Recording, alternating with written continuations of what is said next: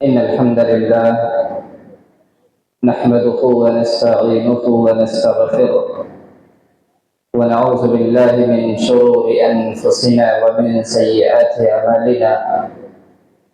من يهده الله فلا مضل له ومن يضلل فلا هادي له، وأشهد أن لا إله إلا الله وحده لا شريك له، وأشهد أن محمدا عبده ورسوله أرسله بالحق بشيرا ونذيرا. يا أيها الذين آمنوا اتقوا الله حق تقاته ولا تموتن إلا وأنتم مسلمون. يا أيها الناس اتقوا ربكم الذي خلقكم من نفس واحدة وخلق منها زوجها وبث منهما رجالا كثيرا ونساء، واتقوا الله الذي تساءلون به والأرحام إن الله كان عليكم رقيبا. يا أيها الذين آمنوا اتقوا الله وقولوا قولا سديدا يصلح لكم أعمالكم ويغفر لكم ذنوبكم، ومن يطع الله ورسوله فقد فاز فوزا عظيما. أما بعد، فإن خير الحديث كتاب الله، وخير الهدي هدي محمد صلى الله عليه وسلم، وشر الأمور محدثاتها، وكل محدثة بدعة، وكل بدعة ضلالة، وكل ضلالة في النار. قال الله تبارك وتعالى في كلامه المنزل: يا أيها الذين آمنوا لا تأكلوا الربا أضعافا مضاعفة واتقوا الله لعلكم تفلحون. وقال نبينا مكرم صلى الله عليه وسلم: اجتنبوا السبع الموبقات. قيل وما هن يا رسول الله؟ قال الشرك بالله والسحر وقتل النفس التي حرم الله إلا بالحق وأكل الربا وأكل مال اليتيم والتولي يوم الزحف وقذف المحسنات المؤمنات الغافلات. متفق علیہ. تمام قسم کی تعریف و توصیف، بڑائی و بزرگی، تنہائی و یکتائی، خلوت و جلوت، بادشاہی و شہنشاہی اس وحدہ لا شریک خالق کائنات، مالک ارض و سما کے لیے لائق اور سزاوار ہے، جس نے ہم سب کو پیدا کیا. کروڑہ کروڑ درود و سلام نازل ہو آخری نبی جناب محمد عربی صلی اللہ علیہ وسلم پر. سامعین کرام، گزشتہ جمعہ کے اندر ایک متفق علیہ روایت میں نے آپ کے سامنے پیش کی تھی اور بتایا تھا 7 گناہ ایسے ہیں جو انسان کو اس دنیا کے اندر بھی ہلاک کرتے ہیں، اور اللہ رب العالمین کے یہاں قیامت کے دن انسان کی ہلاکت یقینی ہے اگر ان گناہوں کا ارتکاب کیا جاتا ہے. جن میں سے 3 گناہوں کا تذکرہ آپ کے سامنے کیا گیا تھا: اللہ رب العالمین کے ساتھ شرک کرنا، جادو کرنا یا کروانا، اور تیسرا گناہ کسی انسان کو ناحق بلا کسی خاص جرم کے جان سے مار دینا. یہ انسان کی ہلاکت اور تباہی کا ذریعہ ہے. چوتھا گناہ، پیارے رسول صلی اللہ علیہ وسلم فرماتے ہیں: اکل الربا، سود کا کھانا. سود ہمارے معاشرے اور سماج کے اندر بہت سارے لوگ ایسے رہتے ہیں جو خود کو مسلمان کہتے ہیں، لیکن وہ الف سے لے کر یا تک سودی کاروبار میں ملوث رہتے ہیں. اللہ نے ان کو نوازا ہوتا ہے، ان کے پاس کسی طرح کی کوئی کمی نہیں ہوتی ہے، اپنے بچوں کو اچھی تعلیم دے رہے ہیں، اچھی گاڑیوں میں گھوم رہے ہیں، اچھا سا گھر اللہ نے دے رکھا ہے، ساری نعمتیں موجود ہیں، اس کے بعد بھی وہ سودی کاروبار میں ملوث ہیں. یاد رکھیں، اللہ فرماتا ہے: احل اللہ البیع وحرم الربا، کہ لوگوں سنو، اللہ نے تجارت کو حلال قرار دیا ہے اور سود کو حرام قرار دیا ہے. اگر مال و منال کی چاہت ہے، عزت و آبرو کی چاہت ہے، شہرت و سینت کی چاہت ہے، تو ایسی صورت میں تجارت کیجئے. تجارت کے ذریعے اپنی آرتھک استھتی کو بہتر بنائیے، اپنی اکانومی کو بہتر بنائیے، لیکن سود ہرگز مت لیجئے، کیونکہ سود کے ذریعے انسان لاکھ کوشش کرے کہ وہ کامیاب ہو جائے گا، اس کے پاس بہت زیادہ مال و منال ہو جائیں گے، لیکن اللہ تعالیٰ کا وعدہ ہے کہ سود خور کا انجام آخر میں خسارہ ہی ہوتا ہے۔ اللہ تعالیٰ نے تمام مومنوں سے مخاطب ہو کر کے فرماتا ہے یا ایھا الذین آمنوا لا تأکلوا الربا اضعافا مضاعفہ واتقوا اللہ لعلکم تفلحون، کہ اے وہ لوگوں جو ایمان لائے ہو، خاص طور سے مومنوں سے مخاطب کر کے کہا گیا ہے، تمام انسانوں سے نہیں، کافروں سے نہیں اور مسلمانوں سے بھی نہیں، مومنوں سے مخاطب ہو کر کے اللہ تعالیٰ نے فرمایا لا تأکلوا الربا، سود نہ کھاؤ، اضعافا مضاعفہ، بڑھا چڑھا کر کے سود نہ کھاؤ، واتقوا اللہ لعلکم تفلحون، لوگوں اللہ سے ڈرو تاکہ تم کامیاب ہو جاؤ۔ اللہ تعالیٰ نے اس آیت کریمہ کے اندر ذرا غور کرنے کا مقام ہے میرے بھائیوں، اللہ تعالیٰ نے اس آیت کریمہ کے اندر فرمایا لا تأکلوا الربا اضعافا مضاعفہ، اس کے بعد فرمایا واتقوا اللہ، پھر فرماتا ہے لعلکم تفلحون، یعنی اللہ تعالیٰ یہ فرما رہے ہیں کہ سود کو چھوڑو، اللہ کا تقوی اختیار کرو تاکہ تم کامیاب ہو جاؤ، یعنی اس دنیا کی کامیابی چاہتے ہیں، اس آخرت کی کامیابی چاہتے ہیں، تو ایسی صورت میں ہمیں سود کو چھوڑنا ہوگا اور اللہ کا تقوی اختیار کرنا ہوگا، کیونکہ دنیا کی کامیابی اور آخرت کی کامیابی ترک سود اور حصول تقوی کے ساتھ اللہ رب العالمین نے مشروط کر کے رکھا ہوا ہے میرے بھائیوں اور دوستوں۔ اس میں سے اگر آپ اللہ کا تقوی اختیار کر رہے ہیں، 5 وقت نماز پڑھ رہے ہیں، پڑھا رہے ہیں، حاجی صاحب بنے ہوئے ہیں، چہرے پر ماشاء اللہ داڑھی ہے، ساری نیکی کے صفات آپ کے اندر موجود ہیں، تقوی ہے، ساری چیزیں ہیں، لیکن تقوی کے ساتھ آپ سود خوری کر رہے ہیں، سودی کاروبار میں ملوث ہیں، سودی کام کاج کرتے ہیں، یقین مانیے میرے بھائی اور دوستو، اس دنیا کے اندر ہو سکتا ہے کہ آپ کا ظاہری لک، آپ کا ظاہری بناوٹ لوگوں کو پسند آئے، لیکن اندر سے اللہ رب العالمین آپ کو بھلا دے گا، اللہ آپ کو پریشان کر دے گا، اللہ آپ کو بیماریوں میں ایسا ملوث کرے گا کہ آپ کو یہ احساس ہوگا کہ یقیناً ہم کوئی گناہ کر رہے ہیں۔ ہمارے معاشرے اور سماج کے اندر بہت سارے لوگ ایسے ہیں جو سودی کاروبار کرتے ہیں، بظاہر ان کا گھر چمکتا رہتا ہے، ان کی دکانیں چمکتی رہتی ہیں، ان کے لباس و پوشاک چمکتے رہتے ہیں، لیکن میرے بھائی اور دوستو یقین مانیے اللہ تعالیٰ ان کے دلوں کی جو انسانیت ہوتی ہے اسے چھین لیتا ہے، کیونکہ کبھی سود لینے والا اور سود دینے والے انسان کے اندر انسانیت ہوتی ہی نہیں ہے، کیونکہ اگر انسان کے دلوں کے اندر انسانیت ہو تو وہ کبھی بھی کسی بھی صورت میں سودی کاروبار نہیں کر سکتا۔ لہذا ہم میں سے اگر کوئی انسان کرتا ہے تو اسے چاہیے کہ وہ توبہ کرے اور سودی کاروبار کو پہلی فرصت میں چھوڑنے کی کوشش کرے۔ ایک دوسری آیت کے اندر اللہ فرماتے ہیں یا ایھا الذین آمنوا اتقوا اللہ وذروا ما بقی من الربا ان کنتم مؤمنین فإن لم تفعلوا فأذنوا بحرب من اللہ ورسولہ۔ یہ بہت ہی اہم آیت کریمہ ہے میرے بھائیوں، اس آیت کے اندر غور کرنے کی ضرورت ہے۔ اللہ فرماتے ہیں اے وہ لوگوں جو ایمان لائے ہو، اے وہ لوگوں جو ایمان لائے ہو، اللہ سے ڈرو اور جو سود باقی بچ گیا ہے اگر تم مومن ہو تو اس سود کو چھوڑ دو، اگر مومن ہو تو اس سود کو چھوڑ دو۔ فَإِن لَّمْ تَفْعَلُوا فَأَذَنُوا بِحَرْبٍ مِّنَ اللَّهِ وَرَسُولِهِ، اگر تم ایسا نہیں کرتے، تمہارے پاس سودی پیسے ہیں لیکن تم اس سودی پیسوں کو نہیں چھوڑتے ہو، فَأَذَنُوا بِحَرْبٍ مِّنَ اللَّهِ وَرَسُولِهِ، تو جان لو، سمجھ لو تم نے اللہ اس کے رسول سے اعلان جنگ کر رکھا ہے۔ اب ذرا تصور کرو کہ جو آدمی، جو انسان اللہ رب العالمین سے جنگ کا اعلان کرے، رسول اللہ سے جنگ کا اعلان کرے، کیا کبھی وہ اپنی جنگ کے اندر کامیاب ہو سکتا ہے؟ ہرگز نہیں ہو سکتا، کسی بھی صورت میں کامیاب نہیں ہو سکتا۔ اور آدمی سود کی حرمت معلوم ہونے کے بعد بھی اگر سودی کاروبار کرتا ہے، سودی کاروبار میں ملوث ہے، تو اللہ رب العالمین کا اعلان ہے یمحق اللہ الربا ویربی الصدقات، کہ اللہ تعالیٰ سود کو مٹاتا ہے اور صدقے کو بڑھاتا ہے۔ یہ اللہ تعالیٰ کا وصول ہے، اللہ سود کو مٹاتا ہے اور صدقے کو بڑھاتا ہے۔ اس آیت کریمہ سے ہمیں یہ تعلیم مل گئی کہ اگر ہم چاہتے ہیں کہ ہمارے مال و منال میں بڑھوتری ہو، ہمارے مال میں اضافہ ہو، تو ایسی صورت میں ہمیں سودی کاروبار کو چھوڑنا ہوگا اور صدقہ و خیرات کرنا ہوگا۔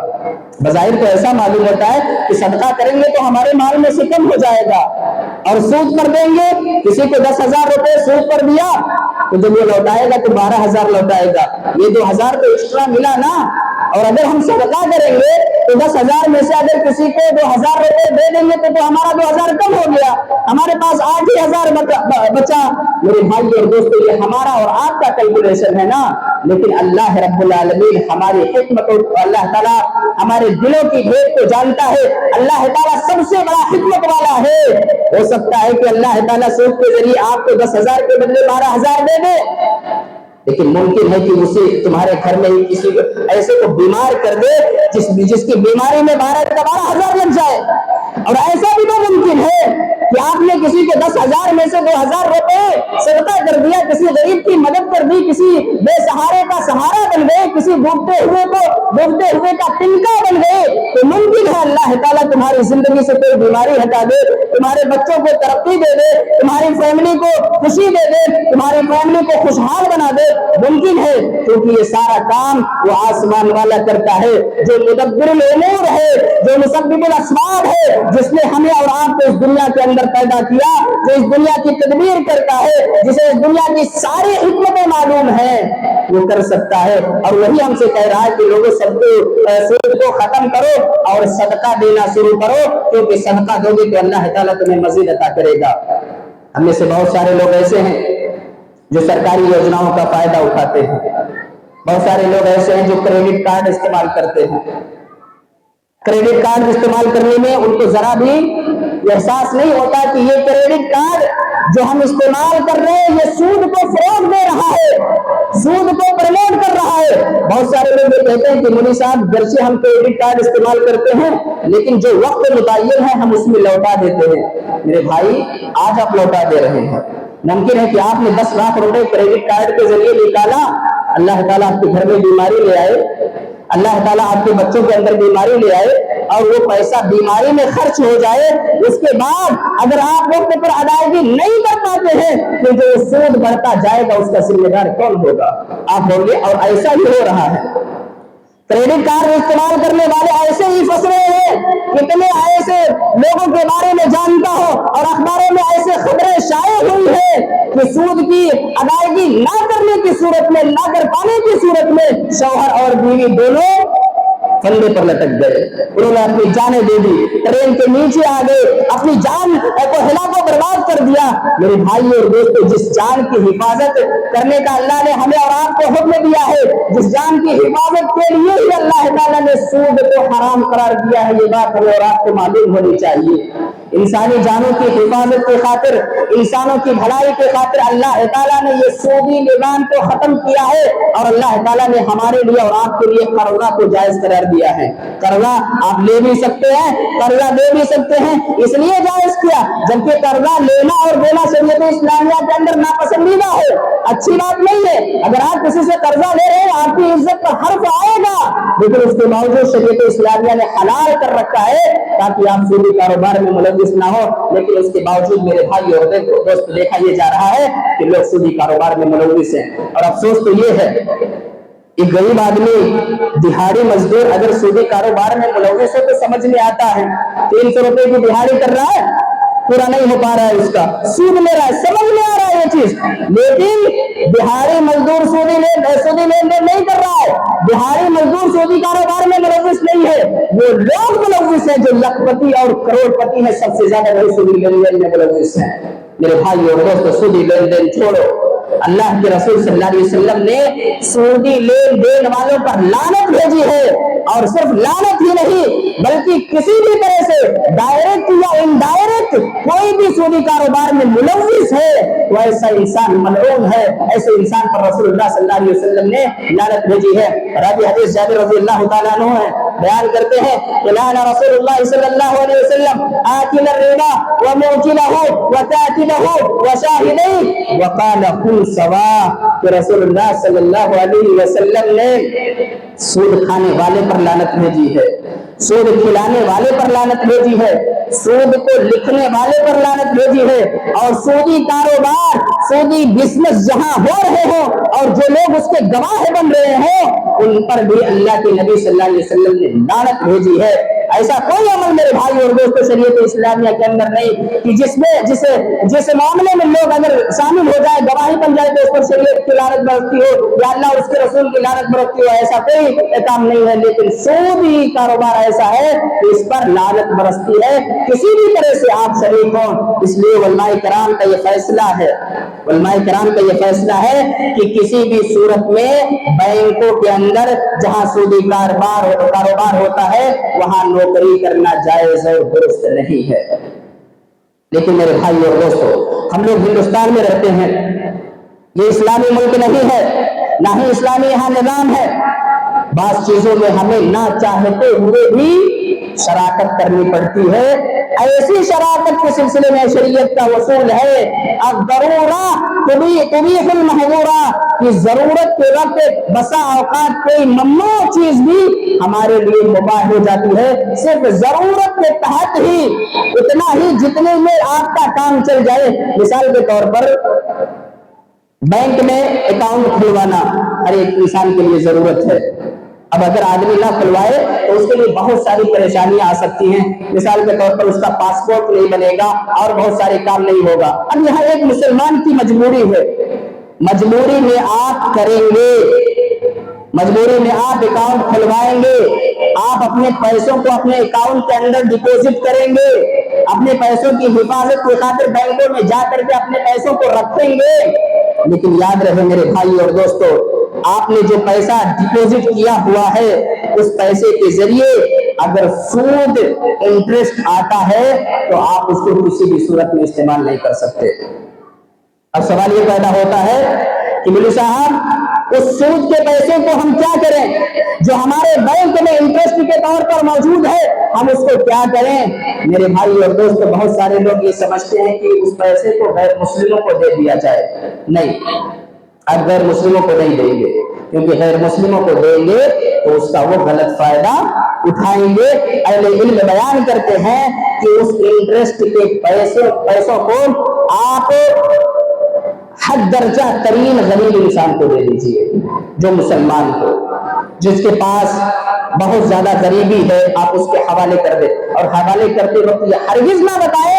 کہ یہ سودی پیسہ ہے، بس اس کو دے دیں اور اس سے کہیں استعمال کر لیں۔ یا پھر آپ خود اس انٹرسٹ کے پیسے کو ایسی جگہ استعمال کریں، مثلا کہیں آپ نے نل گڑوا دیا یا نالیاں بنوا دی یا کوئی رفاہی کام کر دیے، آپ کر سکتے ہیں۔ لیکن ایک بات یاد رہے کہ جو بھی رفاہی کام آپ کریں گے اس سے آپ کا ڈائریکٹ فائدہ نہ ہو، ڈائریکٹ فائدہ نہ ہو۔ مثال کے طور پر ایک آدمی کے پاس 1 لاکھ روپے انٹرسٹ کا پیسہ ہے، اب اگر وہ انٹرسٹ کے پیسے سے اپنے گھر کے سامنے نالی بنوا دیتا ہے نا تو اس سے وہ ڈائریکٹ فائدہ حاصل کرے گا، تو یہ جائز نہیں ہے۔ لیکن اگر اپنے گھر سے ہٹ کر سماج کے اندر، معاشرے کے اندر کہیں نالی بنوا دیتا ہے تاکہ لوگ اس سے فائدہ اٹھائیں تو وہ جائز ہوگا۔ ڈائریکٹ سود کے ذریعے آپ فائدہ نہیں حاصل کر سکتے، ہاں انڈائریکٹ فائدہ حاصل اگر آپ کو ہوتا ہے تو اس میں شریعت اسلامیہ تھوڑی بہت گنجائش دیتی ہے۔ لہذا میرے بھائی اور دوستو، اس سودی کاروبار سے دور رہیے، سود میں کسی بھی طرح سے ملوث نہ رہیں، کیونکہ پیارے نبی صلی اللہ علیہ وسلم نے بیان کیا کہ جو لوگ سودی کاروبار کرتے ہیں، سودی کاروبار میں ملوث رہتے ہیں، یہ سودی کاروبار انسان کی ہلاکت و دمارت کا ایک بہت بڑا سبب ہے۔ اس کے علاوہ 5واں سبب یتیموں کا مال کھانا۔ پیارے نبی بیان کرتے ہیں کہ اگر کوئی آدمی یتیموں کا مال کھاتا ہے تو اس دنیا کے اندر بھی اس کی ہلاکت طے ہے، یا اللہ رب العالمین کے ہاں تو اس کی ہلاکت یقینی ہے۔ اللہ تعالیٰ قرآن میں فرماتا ہے وَآتُوا الْيَتَامَىٰ أَمْوَالَهُمْ وَلَا تَتَبَدَّلُوا الْخَبِيثَ بِالطَّيِّبِ وَلَا تَأْكُلُوا أَمْوَالَهُمْ إِلَىٰ أَمْوَالِكُمْ إِنَّهُ كَانَ حُوبًا كَبِيرًا۔ اللہ فرماتے ہیں کہ یتیموں کا مال جو ہے ان یتیموں کو دے دو، یتیموں کا مال یتیموں کے حوالے کر دو، وَلَا تَتَبَدَّلُوا الْخَبِيثَ بِالطَّيِّبِ، اور سنو گھٹیا مال کو، گھٹیا چیزوں کو اچھی چیزوں کے ذریعے ملاؤ نہیں،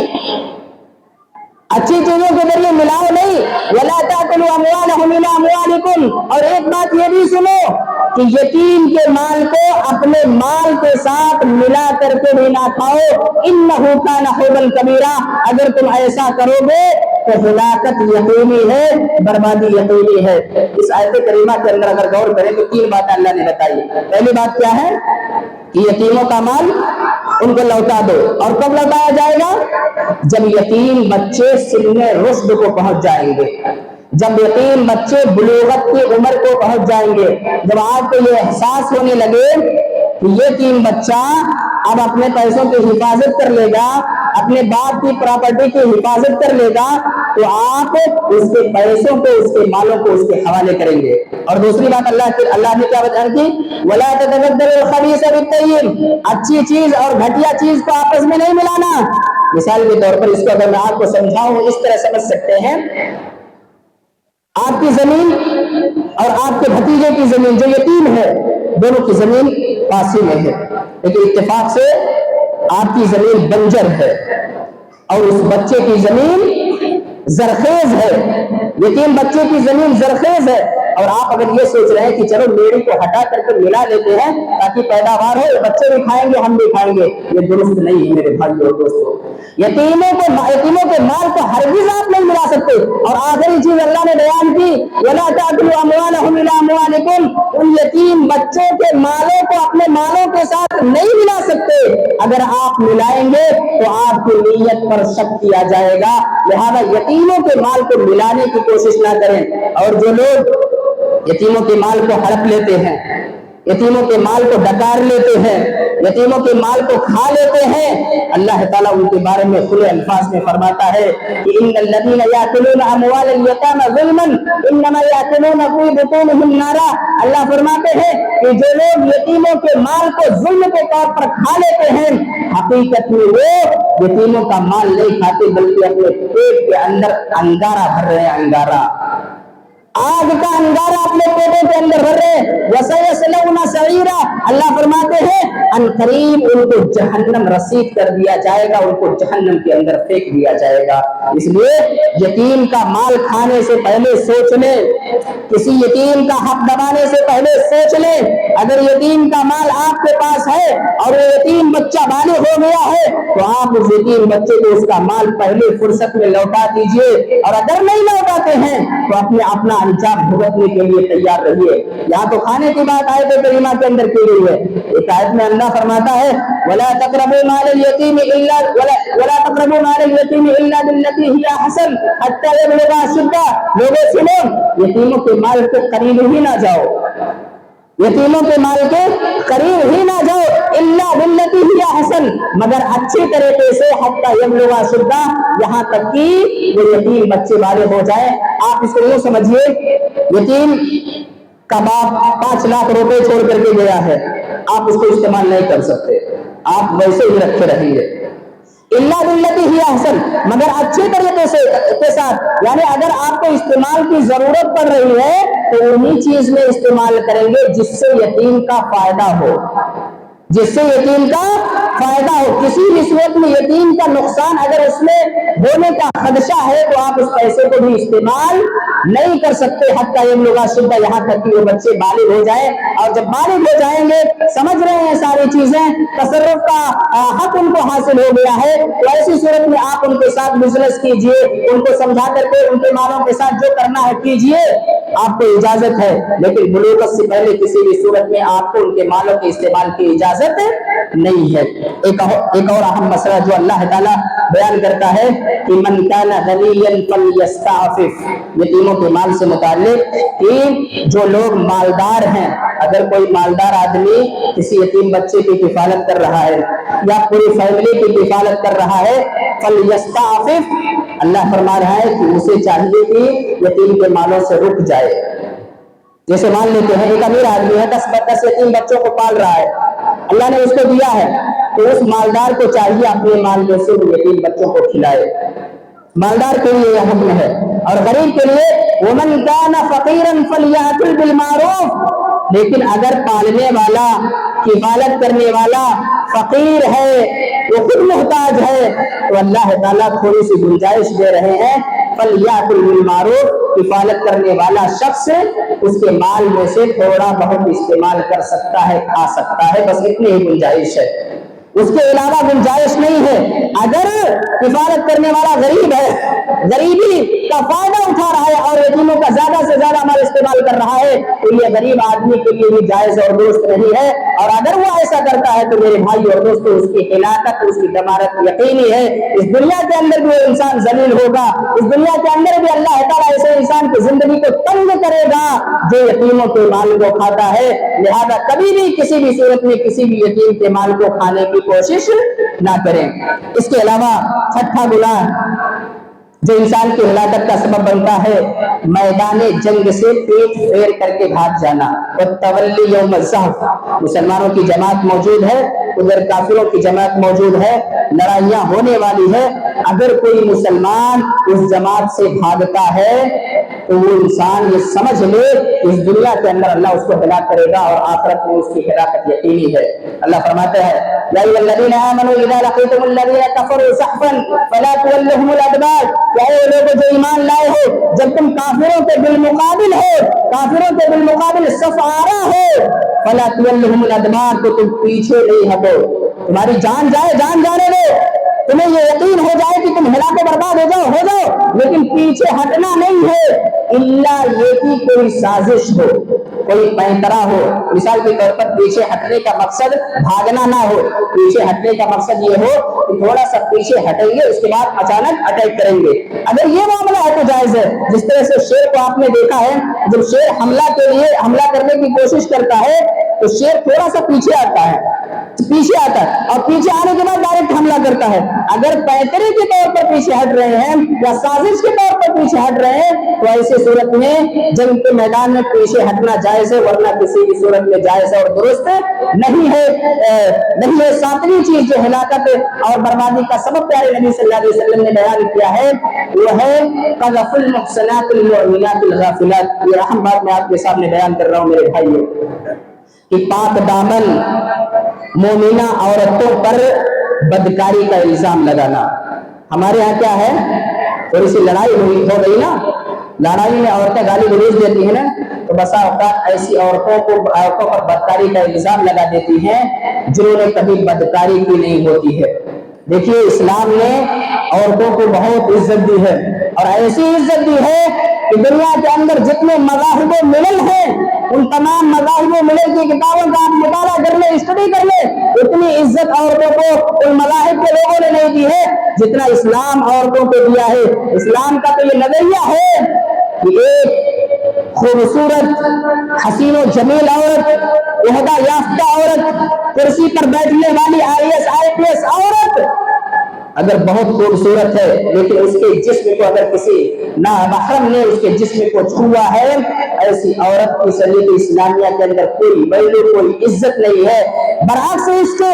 اگر ایک کالی کلوٹی عورت، بدشکل عورت، ایک کٹیا میں رہنے والی عورت، چھپر کے اندر رہنے والی عورت جس نے اپنی عفت کی حفاظت کی ہے، جس نے اپنی عزت کی حفاظت کی ہے، اس بٹیا کو، اس عورت کو، کٹیا میں رہنے والی عورت کو اسلام کی شہزادی قرار دیتا ہے، اسلام کی شہزادی قرار دیتا ہے میرے بھائی اور دوستو۔ اور ان شہزادیوں پر اگر کوئی آدمی الزام لگاتا ہے، ان کو برا بھلا کہتا ہے، تو اللہ تعالیٰ کا اعلان ہے کہ ان الذین یرمون المحصنات ثم لم یأتوا بأربعة شہداء فاجلدوهم 80 جلدہ، کہ جو لوگ کسی مومن پاکیزہ عورت پر الزام لگاتے ہیں اور الزام لگانے کے بعد 4 گواہ نہیں لاتے ہیں، فاجلدوهم 80 جلدہ، ایسے لوگوں پر 80 کوڑے لگائے جائیں، ایسے لوگوں کو 80 کوڑے مارا جائے۔ ایک اہم مسئلہ، 4 گواہ قرآن نے کہا ہے، ایک آدمی نے کسی عورت کو بدکاری کرتے ہوئے دیکھ لیا، اس کو تو یقین ہی لیکن وہ خاموش رہے گا، کسی سے نہیں کہے گا۔ 2 نے دیکھا پھر بھی نہیں کہیں گے، 3 نے دیکھا پھر بھی نہیں کہیں گے، کیونکہ اگر کہنے دے تو اسلامی حکومت ان تینوں کو 80 کوڑے مارے گی، گرچہ معاملہ صحیح ہو، گرچہ معاملہ صحیح ہو، اسلامی مملکت ان تینوں کو 80 کوڑے مارے گی، کیونکہ اسلام کا یہ قانون ہے 4 گواہ ہونا ضروری ہے۔ جب 4 گواہ ہوں گے، وہ بھی چشمدید گواہ جنہوں نے آنکھوں سے دیکھا ہو، ایسا نہ ہو کہ سنی سنائی بات ہو۔ سنی سنائی بات پر اسلام بھروسہ نہیں کرتا، یقینی ہو چشمدید 4 گواہ ہوں تو الزام اگر لگتا ہے تو اس الزام کو مانا جائے گا، اس کو قبول کیا جائے گا، اور اس کے مطابق اسلامی فیصلوں پہ میرے اثر اس کو عمل میں لایا جائے گا۔ لیکن اگر 4 گواہ نہیں لاتے ہیں تو اللہ فرماتا ہے ایسے 3 گواہی دینے والے، ایسے 2 گواہی دینے والے، ایسے 1 گواہی دینے والے جب تک اس دنیا کے اندر رہیں کبھی بھی ان کی گواہی کو قبول ہی نہیں کیا جائے گا۔ قرآن نے ایسے لوگوں کو فاسق کہا ہے، فاسق۔ لہذا میرے بھائی اور دوستوں، کبھی بھی بلا پروف کسی بھی عورت پر بدکاری کا الزام نہ لگائیں، کسی بھی عورت پر بدکاری کا الزام نہ لگائیں۔ ایک عورت بازار کے اندر جاتی ہے، برقعے کے اندر ہے، آپ کے پاس کوئی پروف نہیں ہے، آپ اس پر بدکاری کا الزام نہیں لگائیں گے۔ اگر الزام لگاتے ہیں تو اللہ فرماتا ہے لعنوا فی الدنیا والآخرہ، ایسے لوگ اس دنیا کے اندر بھی ملعون ہوتے ہیں اور آخرت کے اندر بھی ملعون ہوں گے، اور ان کے لیے ان کا ٹھکانہ جہنم کے سوا کچھ بھی نہیں ہے۔ لہذا یہ جو 7 گناہ ہیں،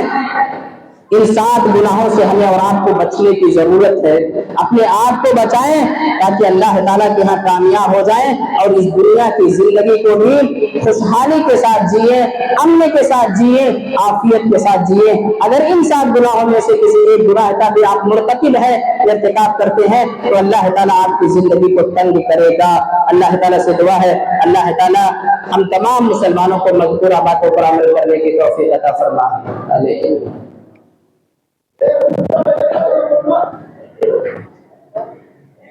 إن الحمد لله نحمده ونستعينه ونستغفره ونعوذ بالله من شرور أنفسنا ومن سيئات أعمالنا، من يهده الله فلا مضل له ومن يضلل فلا هادي له، وأشهد أن لا إله إلا الله وحده لا شريك له، وأشهد أن محمدا عبده ورسوله۔ إن الله وملائكته يصلون على النبي يا أيها الذين آمنوا صلوا عليه وسلموا تسليما، اللهم صل على محمد وعلى آل محمد كما صليت على إبراهيم وعلى آل إبراهيم إنك حميد مجيد، اللهم بارك على محمد وعلى آل محمد كما باركت على إبراهيم وعلى آل إبراهيم إنك حميد مجيد۔ عباد الله رحمكم الله، إن الله يأمر بالعدل والإحسان وإيتاء ذي القربى وينهى عن الفحشاء والمنكر والبغي يعظكم لعلكم تذكرون، اذكروا الله يذكركم وادعوه يستجب لكم ولذكر الله تعالى أعلى جل وأكبر۔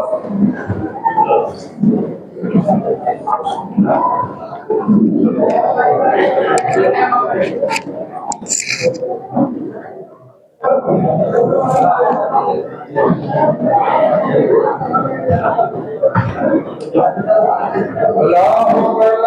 اکبر، اشہد ان لا الہ الا اللہ، اشہد ان محمد رسول اللہ، حی علی الصلاۃ حی علی الفلاح، قد قامت الصلاۃ قد قامت الصلاۃ، اللہ اکبر اللہ اکبر، لا الہ الا اللہ۔